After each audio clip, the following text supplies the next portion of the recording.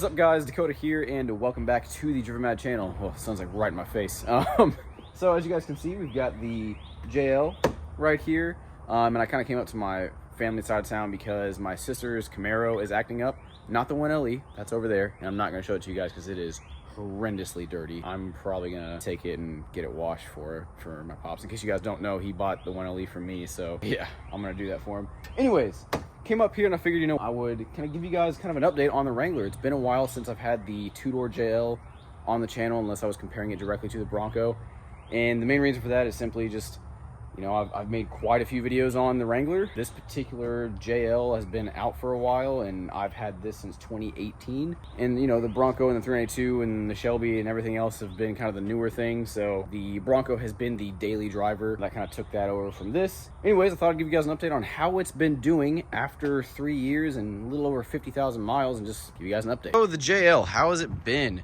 Well, it has been fantastic so far. There's been zero mechanical issues with this thing since I bought it, and since I've added, different wheels, bigger tires, a lift. And if you guys have been following my channel at all, then you guys will have known that I've taken this thing to Moab. It's been to Big Bend. I've taken it off-road. Like the weekend I bought it, I took it off-road when it still had paper plates. It's got a few dings and stuff from hitting rocks, and if you look up under here, it's kind of got beat up, the license plate's beat up, because I use it as a Jeep. So yeah, but it still held up really well. And also check out this paint. Like, Jeep just does a really good job at their metallic paints. Like, they just look so good. And I mean, this thing, this thing's 3 years old and it has not been babied. I just kind of rinsed it off for you guys just so it didn't look too bad. But yeah, I mean, it's just like I said, it's got a few dings, but mechanically the thing has been solid. I've had zero issues with it. The only thing that I will point out is if we hop inside here.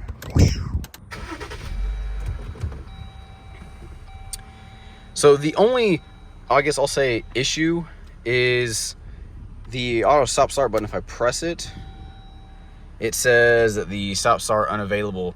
Now, what does that mean? That means that it just doesn't do stop start. So to me, that's a benefit. That's not a downside. It just means that it doesn't turn off. Well, you don't even have to press the button anymore. It just doesn't do it. I think the reason for that is because this has two batteries. It's got your main battery, which is a heavy beast, by the way. I had to replace that probably, I don't know, maybe about 5 months ago I replaced it. And that battery was heavy. So it's got the main battery, and then it has a smaller auxiliary battery that I believe, if I'm not mistaken, runs the auto stop start, and I think maybe the auxiliary switches. And I think that battery needs to be replaced. But at the moment, I have nothing hooked up to the auxiliary switches, and I don't care about auto stop start, so I'm not really in a hurry to do anything about that. Now, with that being said, if we take a look here, the interior has held up really well. It's a little dusty. It's held up really well after, again, having about 50,000 miles on it, or a little over 50,000 miles on it. The seats are still holding up good. Now, they are cloth, so they do tend to retain dirt a little bit more than leather seats would, but they don't wear in the same spots as bad as the leather does. So it's kind of a, take your pick, which do you want. But overall, everything still works exactly how you would imagine. The Uconnect screen still works. Everything still works as it should. Nothing is broken. And I just have had zero issues with the thing. It's been awesome. Just to give you guys a quick peek, here is the engine. So the only modification that I've done to this engine is the K&N air intake system, which, as you guys can see, everything's pretty dirty. But that's the only thing that I've done to it. Would I recommend doing it? No, just because you really only hear this sound when you're going like 3/4 or full throttle, which I never do in my Wranglers unless it's the 392. But like this thing, there's 0 point to flooring this thing because it's not fun to drive fast. It's not a Corvette, it's not the Shelby, it's not the Camaro, right? So it doesn't reward you for driving it that way. So I would say don't even bother. Save yourself $250 and the time to install it, and just leave it stock. The only other thing that I've done aside from the lift and tires is I've added the tailgate reinforcement, which, if I'm being honest, it really needs the Terraflex hinge adjuster because it sticks out a little too far. It really needs to be sucked up closer to the tailgate. That way it's just got less leverage trying to pry it away from the tailgate there. But you know, that's just something that I'll probably do later on down the line. But yeah, overall, guys, this thing has held up really, really well. And, you know, for just kind of how I've used it, I think it's pretty awesome that it's still in the same condition. Nothing has broken, whether that's up at the front with the suspension, in the rear when it was stock suspension, nothing with the axles, nothing underneath the Jeep.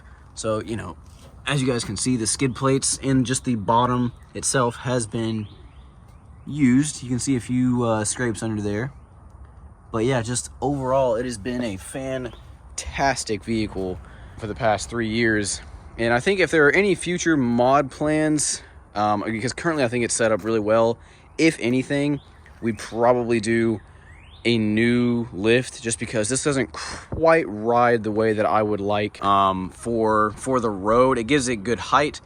And just so you guys know, if you're not familiar, this is the Dynatrack lift. I'll link a video to that up here somewhere. So I just think maybe a lift that was specifically designed for the two-door would be a little bit better. Maybe lower that center of gravity just a tiny bit, because right now it's about a 2 3/4 inch lift at the front, about 2.5 at the rear. So maybe 2.5 or 2 at the front and 2 to 2 1/4 in the rear. That'd be cool. You know, so I'm thinking maybe like a metal cloak lift or something. So maybe just a little bit less bouncy, you know, for those day-to-day drives. But yeah, overall, guys, this thing has just been epic. One of the best cars that I have bought. I mean, it was my first brand new car that I bought, so that's pretty cool. So yeah, guys, like I said, just wanted to give you guys an update on the Wrangler here. Just figured I'd let you guys kind of see how it's been, how it's holding up so far, kind of what my future plans for it are. Now, what's most likely going to happen is, now that we've got the Bronco and the 392, is that when I go on those off-road trips, and let's say when I have my grandparents go out with me, they'll probably just use this instead of having to use the JK, because the JK is bone stock, and you know, it's easier to just use this than it is for them to throw thousands of dollars onto this thing to get it to where we can go to certain places in Moab without beating the crap out of this thing. So it just makes more sense for them to use this when we go on those off-road adventures. So anyways, guys, I'm gonna hop in the 1LE and I'm gonna take it to get washed because it desperately needs it. So anyways, if you have any questions about the JL, whether it's specific things about it, again, this is a manual, so just so you guys know, I have had 0 issues with that as well. No issues with clutch or shifting or anything like that. So yeah, if you guys have any questions, please feel free to leave a comment down below and ask me. And yeah, guys, I'm gonna hop in the Camaro and I will see you guys in the next video. Take care. Listen to this.